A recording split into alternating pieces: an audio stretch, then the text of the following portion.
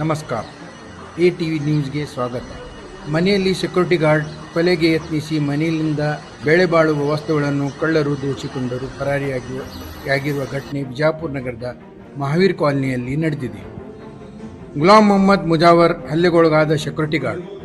ಇನ್ನು ಶ್ರೀಕಾಂತ್ ಎಂಬುವರ ಮನೆಯಲ್ಲಿ ಕಳ್ಳರು ತಮ್ಮ ಕೈ ಚಳಕನ್ನು ತೋರಿಸಿದ್ದಾರೆ. ಅಲ್ಲದೆ ಮನೆಯಲ್ಲಿದ್ದ ಏನೇನು ಕಳ್ಳತನ ಆಗಿದೆ ಎಂದು ಪೊಲೀಸರು ಪರಿಶೀಲನೆ ನಡೆಸುತ್ತಿದ್ದಾರೆ. ಶ್ರೀಕಾಂತ್ ಕುಟುಂಬಸ್ಥರು ಮದುವೆಗೆ ಹೋದಾಗ ಈ ಕೃತ್ಯ ನಡೆದಿದೆ. ಗಾಯಗಳು ಸ್ಥಳೀಯ ಆಸ್ಪತ್ರೆಗಳಿಗೆ ದಾಖಲು ಮಾಡಲಾಗಿದೆ. APMC ಪೊಲೀಸ್ ಠಾಣೆ ವ್ಯಾಪ್ತಿಯಲ್ಲಿ ಘಟನೆ ಸಂಭವಿಸಿದೆ.